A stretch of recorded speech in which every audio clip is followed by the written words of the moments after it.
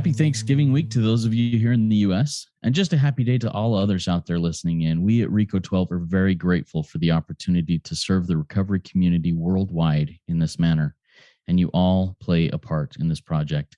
My name is Justin, and I am a son of God and an addict, and the host of the RICO 12 speaker meeting. And thanks to my God, the steps, and the fellowship of other addicts, I am sober one day at a time since June 19th, 2015. And for that, I am beyond grateful. Welcome to RICO 12. We are an organization whose addictions include alcohol, drugs, lust, and sex, food, and gambling, just to name a few.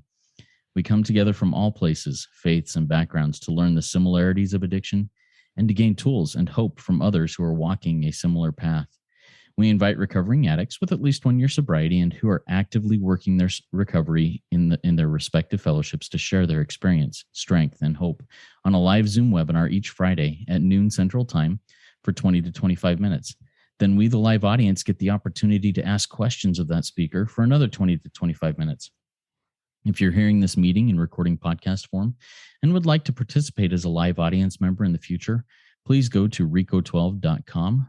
That's RECO12.com to learn more and to submit your email address there to receive weekly invitations. RICO 12 is a self-supporting service, and we appreciate your help in keeping us working our 12-step in this manner. If you'd like to donate and contribute, you can go to RICO12.com/support, or you can click the link to PayPal in the chat of the live meeting, which I'll put up here in a minute, or it is also in the show notes if you listen in podcast format. When you contribute, please specify what meeting number it is. And this one is meeting number 77. All right, one more word about our speakers before we introduce today's speaker. When we line up a speaker for a meeting, we ask them to seek guidance on what and how to present so that they can reflect the light they've been given. That light will inspire hope, meaning, worth, and growth in us, the listening audience. Now, before introducing today's speaker, I do want to talk a little bit about something that's really cool, I think, that just seems to be snowballing.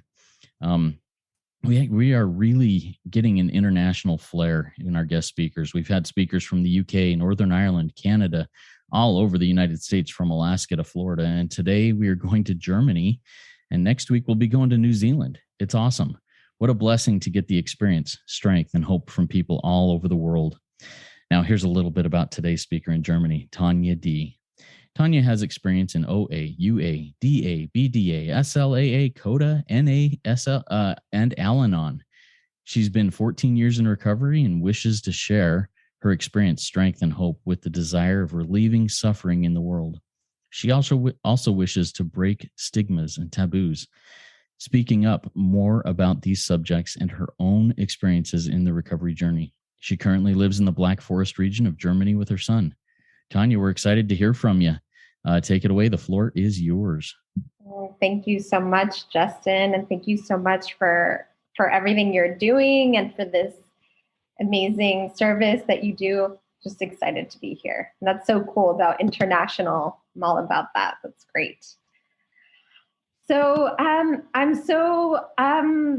feel very blessed and honored to be here today, sharing my own experience in recovery. And I wanted to begin with a qualification, and I'm going to set a little timer here for myself too,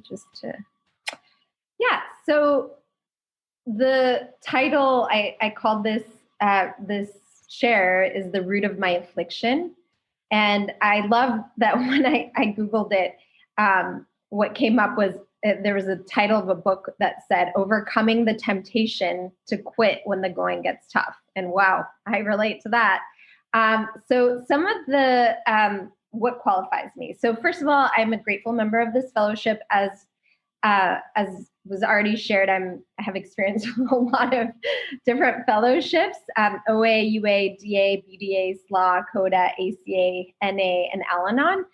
I identify currently primarily with, as a codependent, like I'm doing a lot of work with codependency and under-earning. When I first came into the rooms, I was just coming to meetings sporadically. Like I would go to an OA meeting, or I even went to a couple SLAA meetings.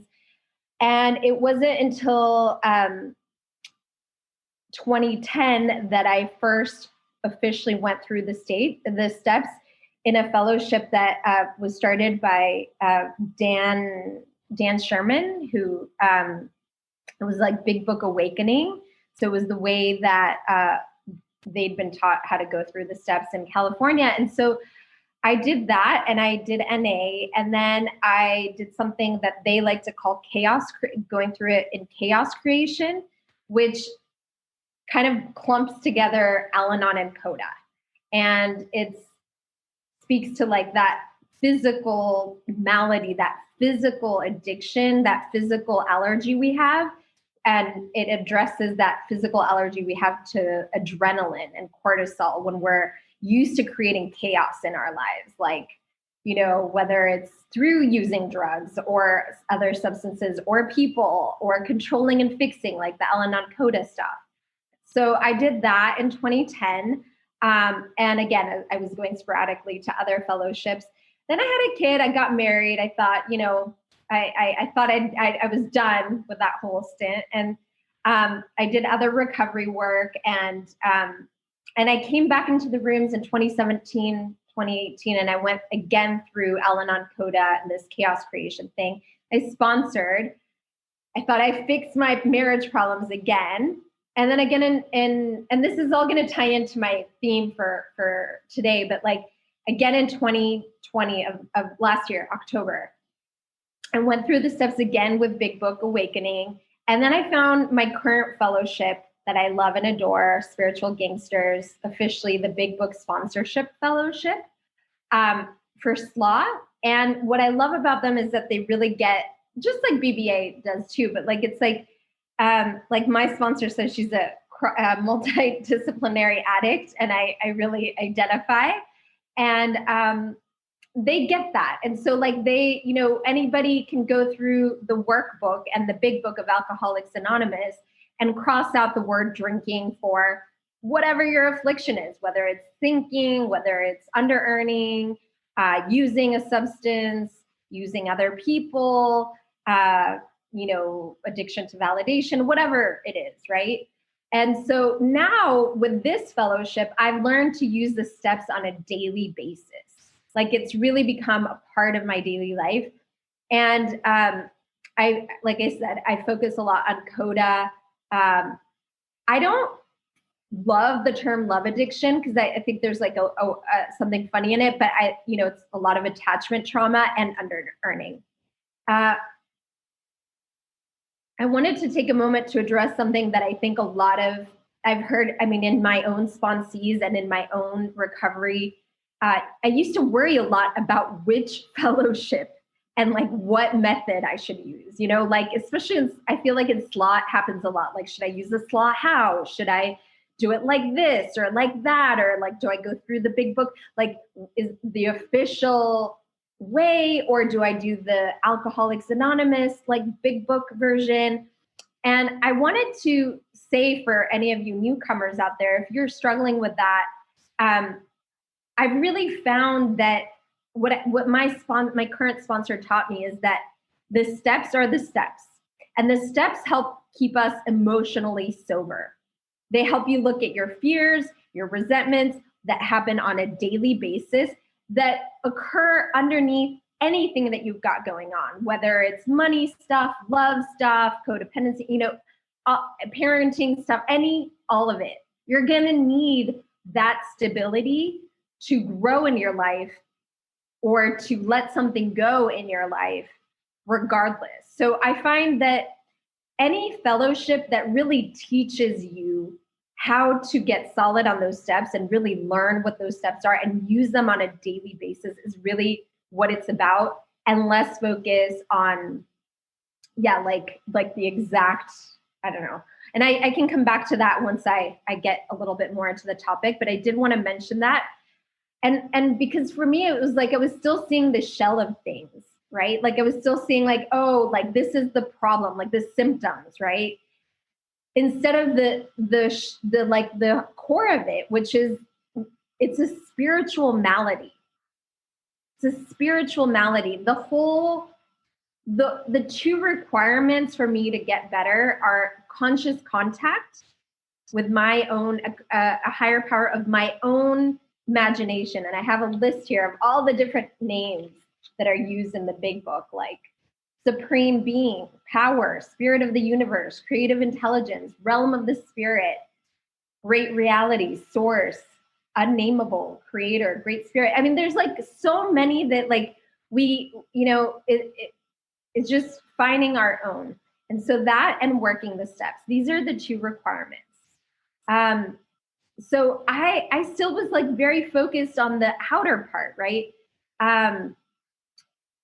So I'm really, really grateful that I found this fellowship that really gets it and is very cross addiction friendly and solution oriented, right? So very much about God consciousness or higher power consciousness and working the steps. The other thing that I'll talk maybe a little bit more about later is that the sponsorship model they use is not codependent, which I find really crucial for us codependents in recovery. Like most of us are codependent. Most of us who are in recovery are codependent. And to have a model of sponsorship that is not codependent is like a key part, because so much of what we're learning in fellowship is how to model our relationships, whether in or out. It's like we need to have an experience, right? So I was really just, when I was in the beginning, I was just really unaware or in denial about how much of my underlying stuff was about relationships and about codependency. I went celibate for 2 years. I didn't date. I went to celibate meetings at some point, but I didn't understand really underneath like the more subtle pieces, like making someone else my higher power, like depending on someone else for validation, being afraid of another person's response if I spoke my truth. And honestly, we live in a culture that, I won't go into that. Actually, I'm going to go back because I like to keep the focus on what I can do, right, differently. So, but it doesn't encourage us to look at that. It's pretty normalized, this kind of codependent relationship. So it wasn't until last year, October of last year, that I really, really, really got this. And I was in a relationship and I was thinking like that it was the ideal relationship, and I was clinging, and I was like so clinging. It was so painful. That was because I was self-abandoning. And I thought, if only I get this right, the relationship will work. If only, I recover well, or if I do things well, the relationship will work. But my higher power did for me what I couldn't do for myself. And certain situations led up to the breakup, and because I wasn't letting go on my own. And what I now really see is that healthy relationships are built from taking responsibility of this God or higher power sized hole that I have inside of me, this wound, this need for love and self-esteem and to feel good. And when I'm not really looking at what my actions are, what my behavior is like, what my thoughts are like, and I'm not regularly taking inventory and handing that over like compost to be made into new fertile soil and planting some new seeds there, I'm just going to be getting some of the old stuff. And I wasn't taking responsibility of that wound. And I was looking to other people, this relationship, for example, to fill that. And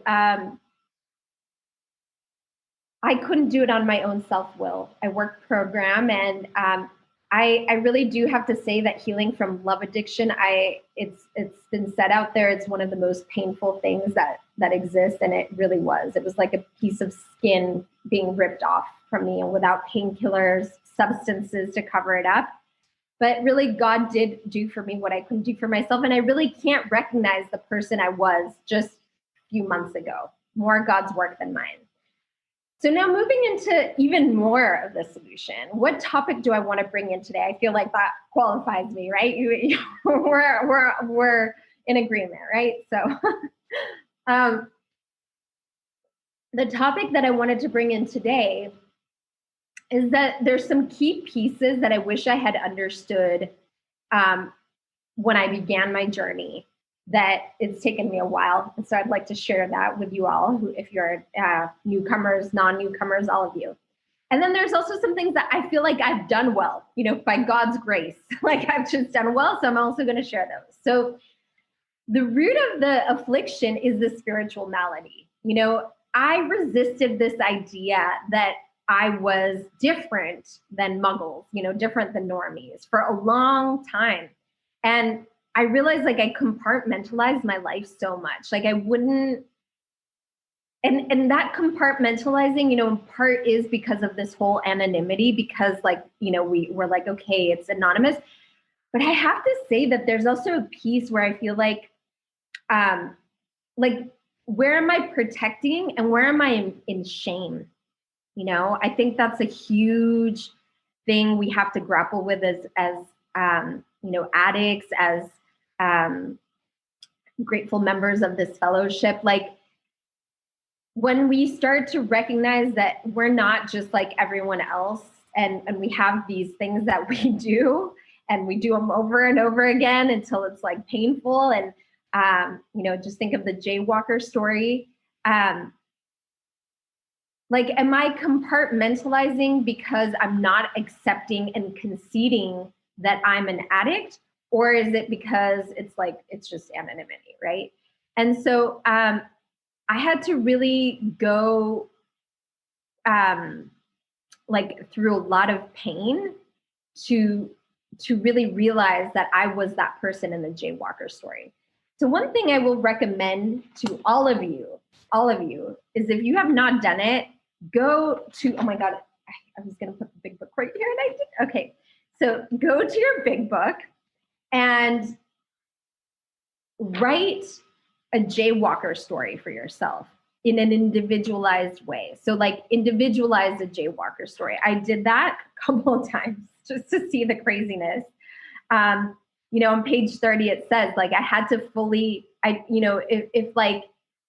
have to fully concede to myself that I'm an addict, right? Or else it's just the lies and the denial are going to keep going. And so writing a jaywalker story was really helpful for me in raising awareness of all the different forms of, as they say, like putting whiskey in my milk. I was like, let me try it this way and let me try it that way. And I wasn't really realizing that I was going to have to make program a part of my daily life, just like a diabetic or someone who's not well is going to have to take their medicine, just going to have to make it part of their life, right?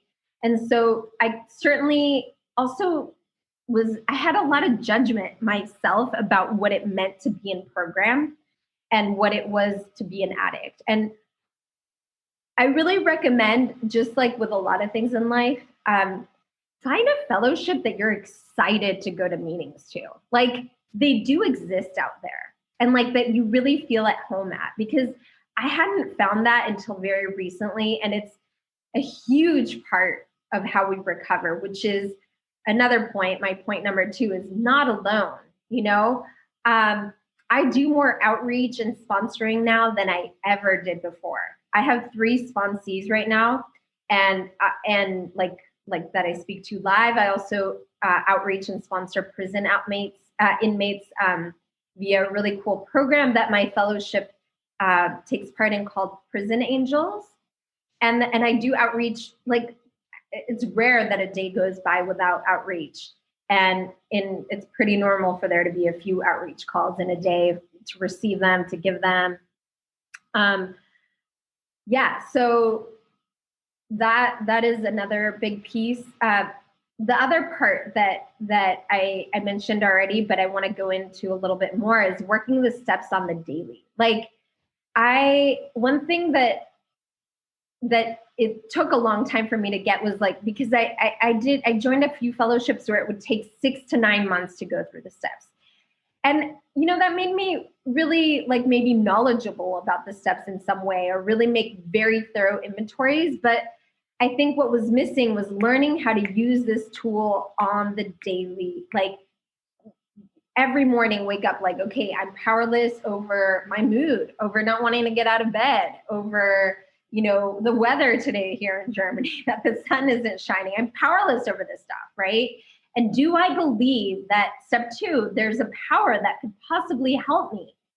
And then doing a step 3 prayer, which we'll do at the end of this session. So, and then like the step 4, right? Like I do a lot of step 4s, a lot of them. And it's like, I'm no longer just waiting for that like once a year epic 12 step, like I do it on the daily. Like, I'm like, okay, there's that resentment popping up, right? And it's just so much, honestly, the workbook that we use, which is based on the big book of Alcoholics Anonymous in Spiritual Gangsters, is just so awesome because it's just very like condensed and easy. And so it's helped me to be like, okay, column 4, what are the characteristics that are leading me to have this resentment? Okay, I'm like in arrogance right now. I'm in anger. I'm in just selfishness and self-seeking, right? And so then I can go to column 5 easily because it's like, okay, well, how can I be humble? Humility is not, a lot of people associate humility with like almost like groveling or like lowering yourself. But actually, I read this. Well, I don't know if I'm allowed to mention an author here. Yeah, it's cool. All right, Marianne Williamson. I was listening to one of her books, and she mentioned, she's a 12-stepper, and so she was talking about how humility is actually like remembering that I'm a child of the universe, of the God, or my higher power, whatever you want to call it, life, creative life force. I'm a child of that. And so that humility, when I'm in denial of that, then, I act however I want. But if I remember that I'm also worthy of that love and of that forgiveness, and I treat myself well. So, I start to have a relationship with these column 5 spiritual principles, which are another way that if you are very like hesitant to adopt the term higher power, I even have issues with the term higher because I feel like my higher power is everywhere, like it's not necessarily higher. And I feel like higher makes it sound like something that I don't always, I feel like it's also lower. It's everywhere. And the big book says God is, higher power. It's either God is all or God is nothing, right? And so for me, it's everywhere. But I really want to say to you that like this, like the 12 steps in essence and the fellowship that works for you will really encourage you to speak and express yourself in a way that feels authentic to you. Like you don't have to talk about higher, like you can say, I don't like the word higher. I like, creative life force. And like, that's okay. Find your way of really feeling it and not just intellectualizing about it. So going back to what I was saying, working the steps on that daily basis, like the column 5, the spiritual principles, I start to feel them. I start to know them. I start to get more intimate with them. And like I said, if you have a hard time finding that higher power, like maybe just using the spiritual principles can be really helpful. Another last piece I had already mentioned, but I'm going to just mention it again, is the service piece. And I'm reaching 20 minutes here, so that's perfect. The service piece, I love this non-codependent sponsorship model. And it's actually ties in with another thing I want to mention that I have done well so far. And that's that there's this part in the big book that talks about properly appointed authorities, right? So like when we go through our step 4 and 5, like we're going to want to go, like, for example, if we have legal matters, we want to go to a lawyer. If we have financial matters that we need to deal with, we're going to go to an accountant or financial advisor to look at those. And if we have emotional, psychological, childhood trauma matters, we're going to go to a good therapist, right? So I've done that. And like for spiritual matters, we go to a sponsor. For spiritual matters in like 12 steps, we go to a sponsor. So I like, there's 2 pieces. Like one is that we are beyond human aid, right? That's why we have to have a spiritual experience. But at the same time, we're still human. Like, we still are going to eat food, and we're still, we have a physical big book. It's not just like a blob of like little lights. Like, it's like we're living a human life. And so we are beyond human aid. And yet, like, I want to say that if you, like, again, like, if you have a legal matter, go to a lawyer. Yes, work the steps, have conscious contact, but use things that you need. Like, I have made use of therapists, and I have made use of other things. And I think that that's good. I work out, I eat well, I relax my nervous system. These help me to have conscious contact. So I want to encourage you not to get, I don't know, like too, it's just like this is a good thing to take good care of yourself. And so having a service model that encourages you to do that, to take care of yourself and not cross over certain boundaries so that you become resentful toward your sponsees is crucial, right? Learning to set boundaries, like saying, okay, we meet once a week. This is the routine we have. Like, we read through step 1 and I answer your questions. We talk for maximum, an hour and a half. And then we set up another time next week. And you can expect from me this time, you can reach out to me. I'm not always available, but I will get back to you. And from you, from my sponsees, I expect them to call me at the time of our appointment. And I give them, 10 minutes to be late. And if it keeps happening over and over again, I'm going to talk to them about that. And I might not, I might look for another sponsee. And it's like, they don't owe me anything, but I also am going to be mindful of, is this person doing the work? Because I'm not here to save anyone. That's higher power's job. I'm just here to share the steps and my own experience, strength, and hope. Yeah. So the last thing I think I'll say is, the last point I had was, another thing I've done well is progress, not perfection. Still beat myself up about stuff a little bit, but I've gotten much better. Forgiving myself, keep going. And that ties us back to that very beginning quote I shared about the root of my affliction. It's that spiritual malady, but I found that quote of overcoming the temptation to quit when the going gets tough. So I hope this is helpful, and can't wait to hear from you. Thank you so much, Tanya. That was awesome. I got a whole bunch of notes here that I was taking while you were talking, and I hope that others were able to get something really good out of that, like I was. We're about ready to move into our Q&A section here for our live audience. If you have questions for Tanya, please type them in the Q&A link at the bottom of your Zoom window. It looks like 2 speech bubbles over the top of each other. We'll get to those. But I've got a couple of questions that I'd like to start out with. And I'm going to start out with one that you basically closed up with. So I'm going to start at the very end where it's fresh on your mind. I also love the term and the concept and the principle of progress, not perfection. But I am a perfectionist in so many areas of my life where I beat myself up. Now, I also, it's the strange, well, I don't know how strange it is in the world of addiction. It's probably very similar. I'm a perfectionist, but I also want to justify any little thing I can.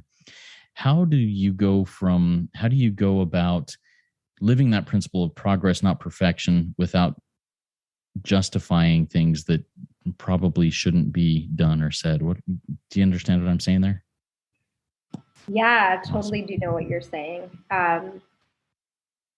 So I guess, how do I go about living progress, not perfection, but not condoning in myself behaviors that, enabling my own self, I guess. I think it's about that spiritual principle of honesty. I think that I like to imagine that most of us are well-meaning, and that, sometimes I can honestly say that I couldn't see certain things about myself and my relationship, or maybe I just wasn't ready, for example.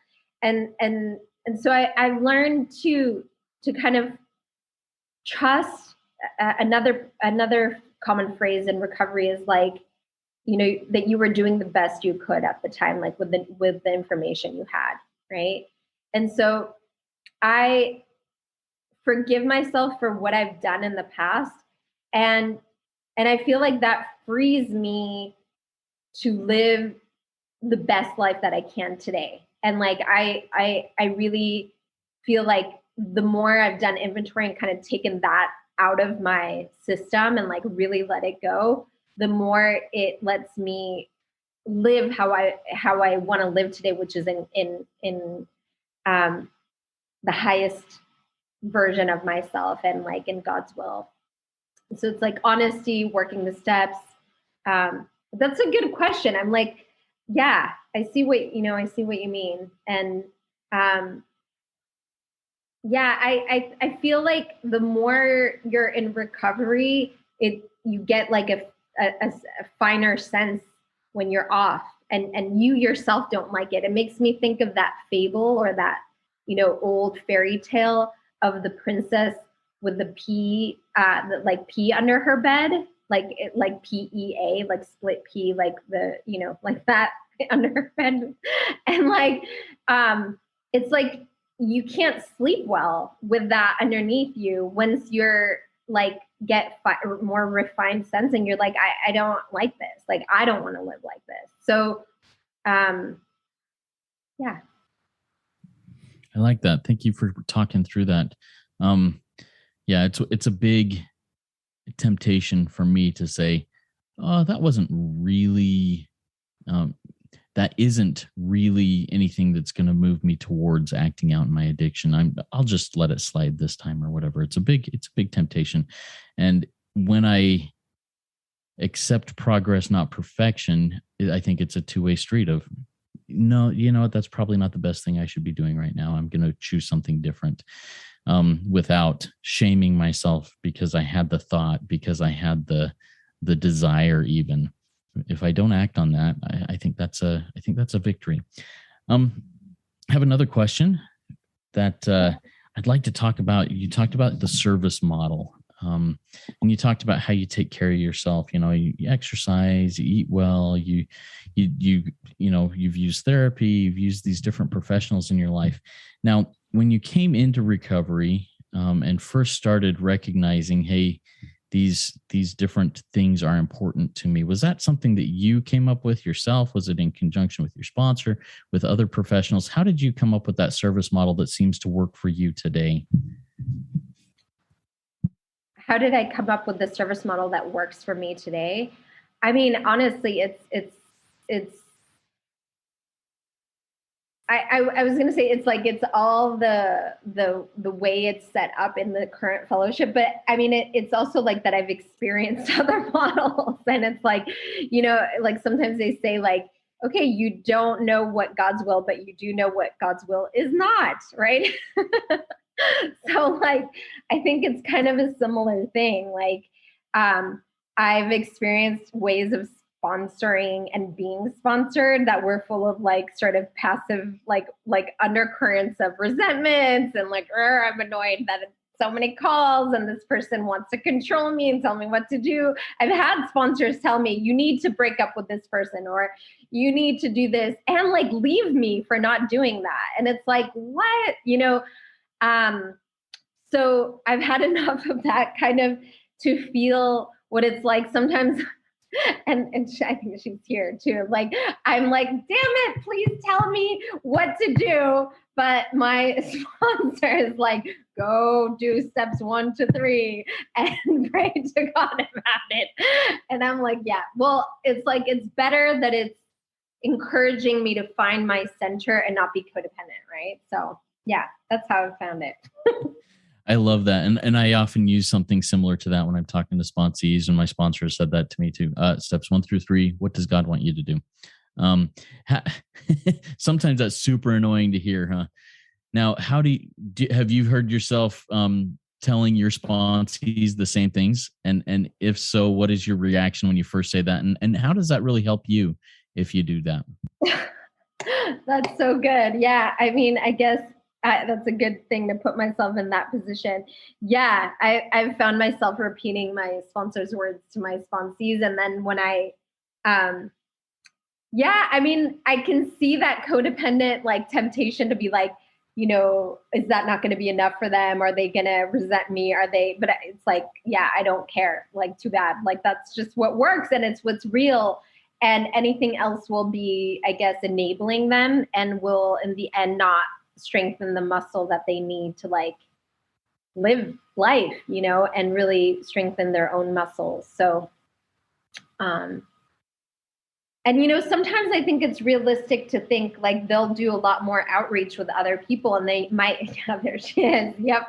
Yeah, like that they'll do outreach with more people, but that even strengthens that muscle of creating a bigger community and not just depending on one person to be your everything, which is, a lot of us come in there with that issue that we've made one person our higher power. So I think it's important to learn to strengthen the muscle of building community. And yeah.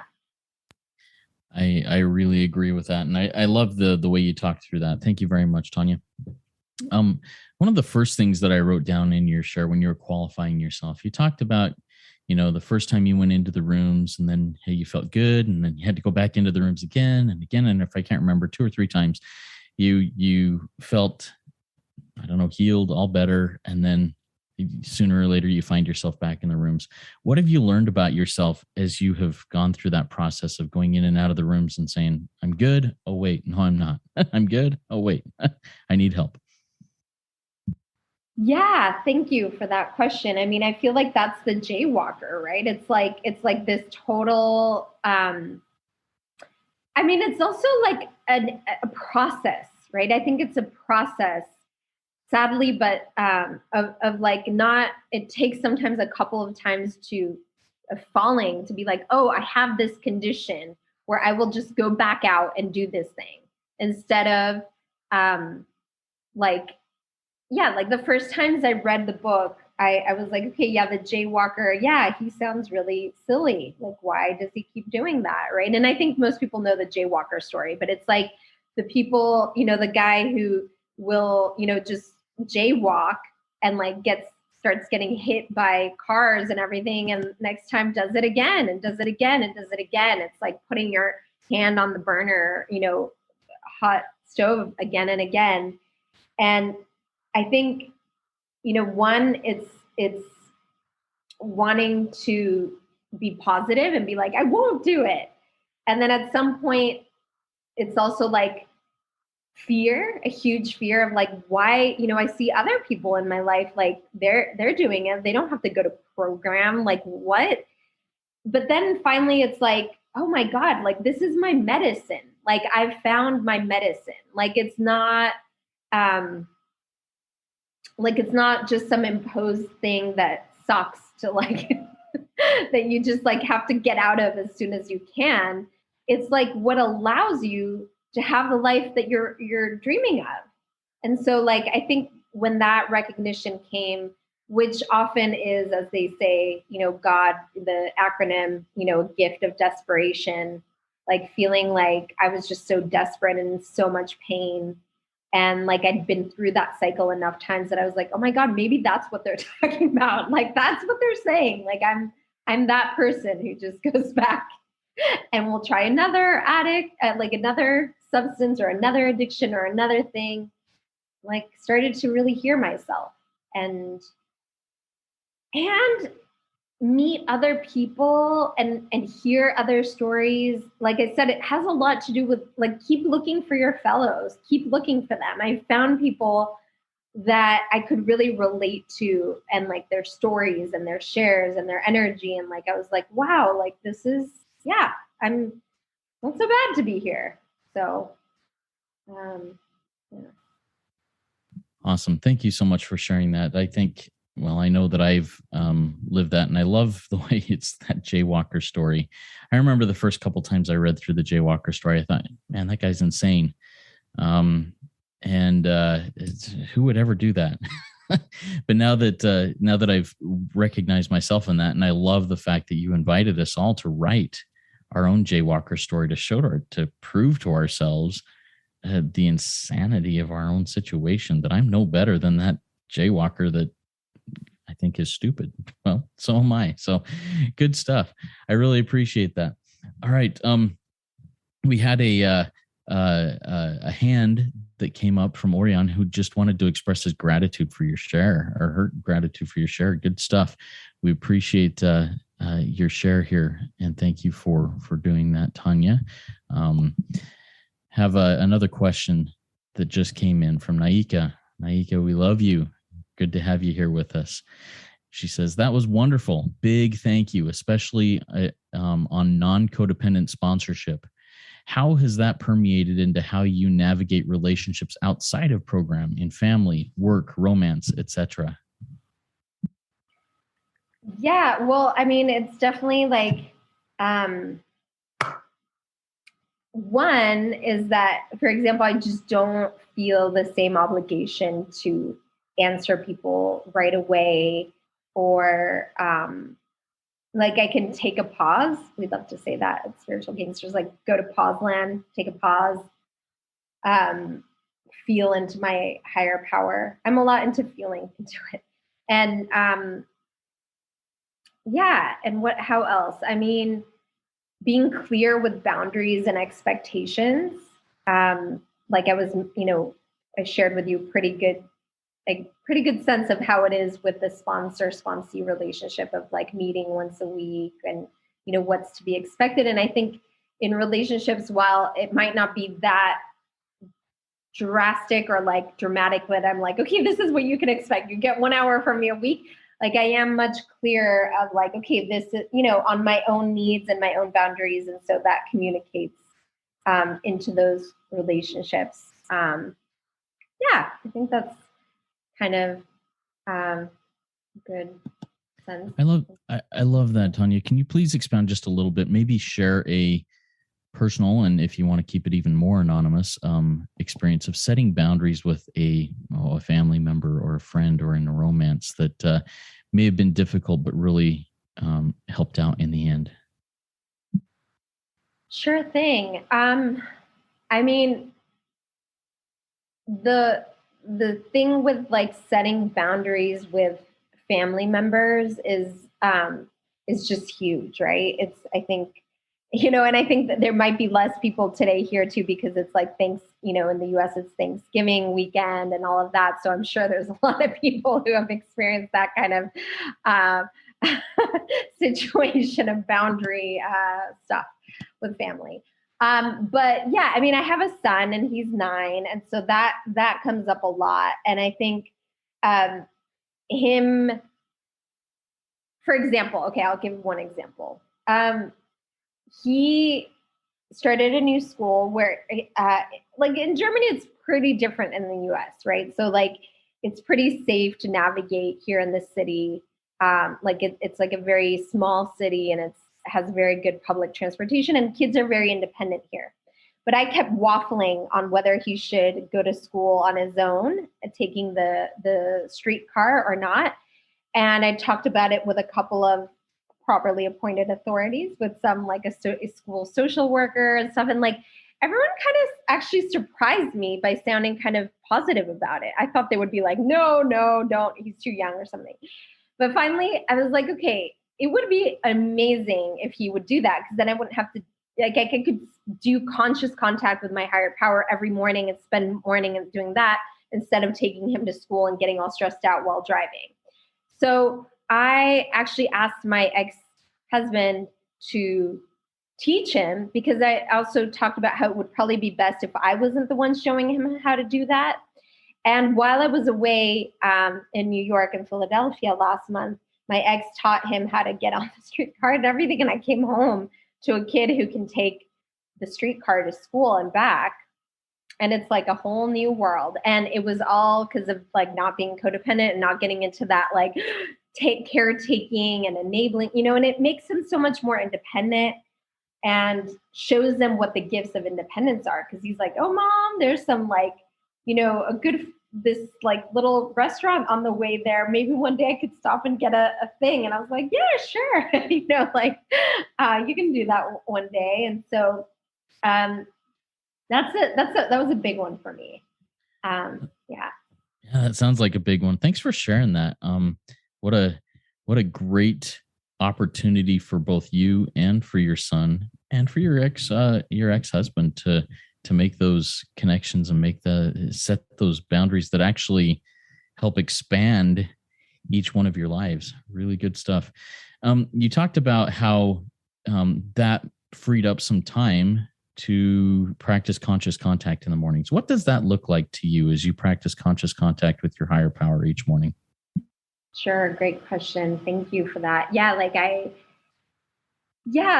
It looks different ways. And I'm so glad you asked, because I feel like I'm someone who needs a little bit of variety in how I do conscious contact. And it doesn't always look the same. I know for some people, it really works to just like always do, I don't know, two-way prayer, or always do this or that. I need like different things. So I will, run through step 1 to 3, like I mentioned earlier, something like journaling out, like I'm powerless over this and this and that. And honestly, after that, I often need like an experience. Like I need to get it out of my head and into my body and out of like, and so often it looks like something embodied for me, like going for a walk in nature. Today I went for a run in the forest and I like just ran, and I really did feel like everything that I'd just written. It's what I did this morning. I wrote 1 through 3, and then I went and like when I'm running, it's like I'm no longer clinging just like in my head. It's like it's just kind of running through me. And then I have an insight about what God wants to say to me. I feel like that's where I get a lot of insight when I like work out or do exercise, sometimes dancing, or sometimes like creative activity, like drawing or painting or singing or something musical, just like something, or even like knitting or just anything to like get out of the rational, logical, because, spiritual realm is beyond reason. So we need to like get out of that black and white sort of thinking. Nature, art, movement for me. Thank you for sharing that. I love all the different ways that that people gain and reach into that conscious contact with their higher power. It opens up my own mind and experience to be willing to do other things. Sometimes I, for example, get so caught up in my morning routine, which I love. I love my morning routine and it works for me today. But tomorrow or next month or next year, I may get up and be like, it's the same old, same old. I need something different. What did Tanya say again? Oh yeah, maybe I should look into doing that. So thank you for sharing that. I have another question. Oh, we've got one more that came in from our live audience, and then we'll start moving towards wrapping up. Question again from Naika. Thank you, Naika. How has your recovery impacted your creative expression? Question. Ooh, that's a juicy question. I want to throw in one last thing about the last one, just really quick. Like this afternoon, I also did outreach with someone, which is another way that I'll sometimes like kind of steer my boat back in the direction of conscious contact. Like I had a great feedback from a fellow about like, instead of trying to listen to higher power, to relax. Like the big book says, we relax and we take it easy. And so I actually put on like my aromatherapy. I put on like an eye thing and I just relaxed. And I had this whole vision because he was saying to me, like, sometimes God isn't, showing up through listening. And it really reminded me, like, it's true. Like sometimes I feel into higher power. Like I feel what higher power wants from me, or I visualize it. It's not always hearing. And so now about like the creative expression, that's a really good question. I don't know if I've thought about that. So, I mean, I feel like what's funny is that for me, I always, for as long as I can remember, it was a way that I tapped into my conscious contact. Like I even practiced for some time Bharatanatyam, which is Indian classical dance, which is a devotional dance for, it was done in the temples before. Like it was a way of recognizing that our bodies are a vessel or a channel or, something through which a divine force flows. So I feel like I've had that awareness about how dance for me is a space of devotion, and where I led an event for fellowship last year, and I think I'm going to do it again this year, but like embody thy will, like really like how we can ask a question of our higher power and we can get an answer through movement and through like really feeling into our bodies and moving them and opening them, or drawing, or so I guess I feel like it's not really, I think it's almost the other way around. I think maybe what this question is helping me see is that I need to just keep doing what works for me and using creative expression as a way to channel the divine, and allow that to influence my program. So that's kind of what How cool is that you've led an experience like that? And if you do choose to do that again and you want to get word out to others about that, I'd be happy to put that out through my channels. And I think I'd like to check into that, although that's not something that has, I guess, brought those type of spiritual experiences to me in the past. I'd be open to seeing if it would for me in the future. So that's really cool. Thanks for sharing that. All right. One more question from me. Actually, two more questions from me, unless another one comes in from the audience. First one, you brought up something towards the end of your qualification where you talked about compost in an analogy of filling in that higher power-sized hole in your soul. Are you willing to develop that a little bit more? Because I've never heard it put that way before. And I'd just love to hear how you came to that conclusion of talking about composting that to fill in that God-sized hole, that higher power-sized hole. Heck yeah, Justin. This is one of my favorite topics. So happy to develop that. So for me, this ties into why I don't like to say higher power, because I feel like a lot of what's happened on our planet, with all this like kind of, climate change and like the way the climate is and how that's connected to service and program and all these things, is that we've kind of forgotten that God is everything or God is nothing, like God is, like, look at where we're standing. There's no doubt. Like we might have different religions, we might have different views, but if I say to you, the earth supports you, you can't like deny that, like you wouldn't say no.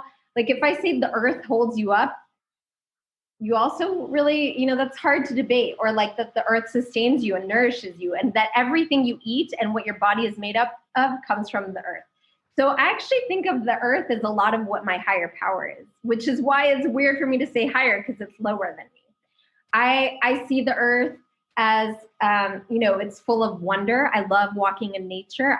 It's given me so many of my spiritual experiences when I go and see this amazing waterfall and a forest and experience rain and a sunset and flowers. Like that, for me, I feel like it's not about escaping to some other world, but actually being in the great reality of this world.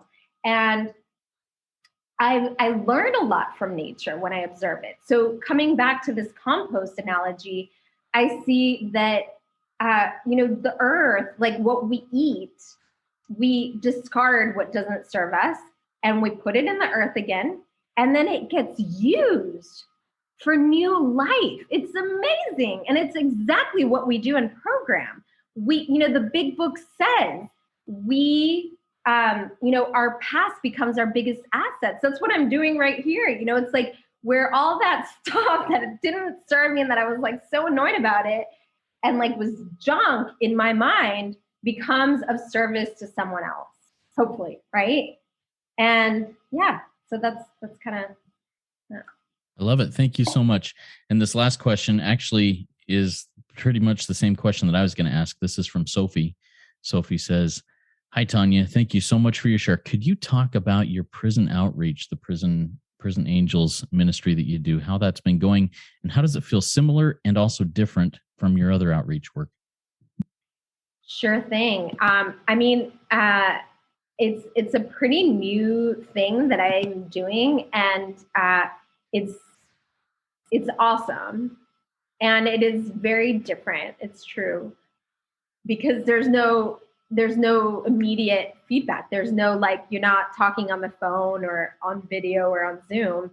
It's like I'm imagining this person, and I'm imagining a person who's having a very different experience than the one I'm currently having, right? And so it's like, how do I reach them and connect? I think what's beautiful about it is that as people in this program, we're finding what makes us the same, like what unites us, what, this person has issues, I have issues. That's why we're in program. It's not, well, People's Anonymous, and so like we can connect around this. And it's like amazing that I can share an experience with someone who, I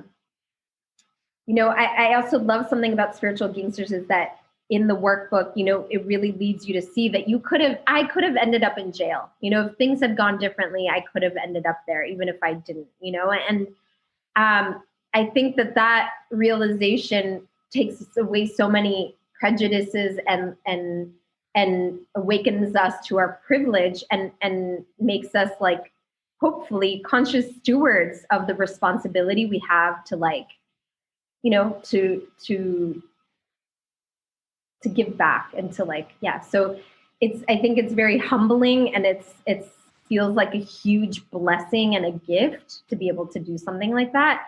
And I don't have yet so much experience. Like, it's not been years that I've been doing it, but it's awesome. And I highly recommend it. And for you to try that if that's calling to you. That's awesome, Tanya.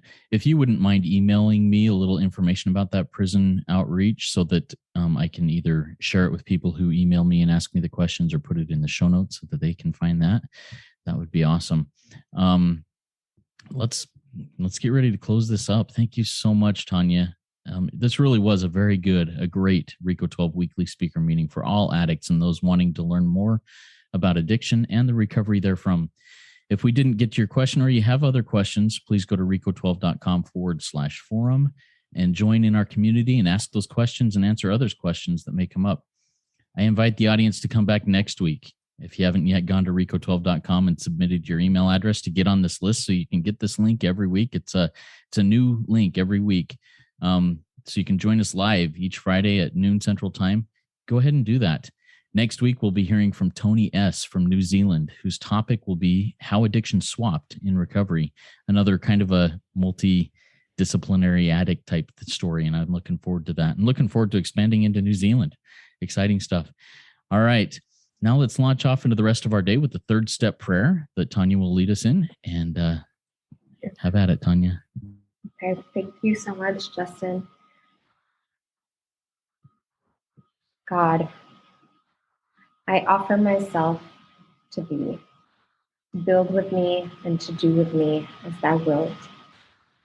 Relieve me of the bondage of self, that I may better do your will. Take away my difficulties, that victory over them may bear witness to those I would help of your power, your love, and your way of life. May I do your will always. Amen. Amen. Thank you, Tanya. All right, everybody, keep coming back. It works when I work it, so work it. You are worth it.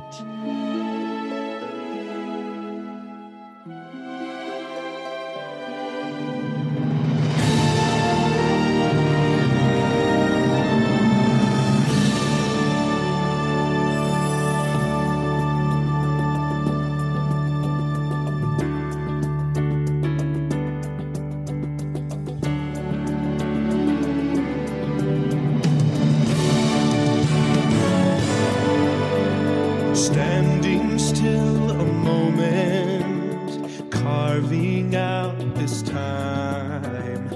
reflecting on the landscape of this life of mine.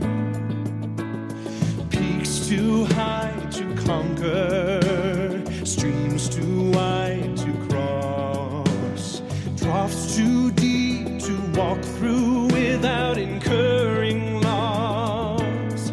Yet here I am, still standing tall, despite the rough terrain.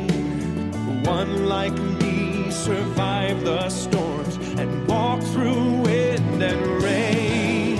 Still standing, I will fight the good fight, still searching for a glimmer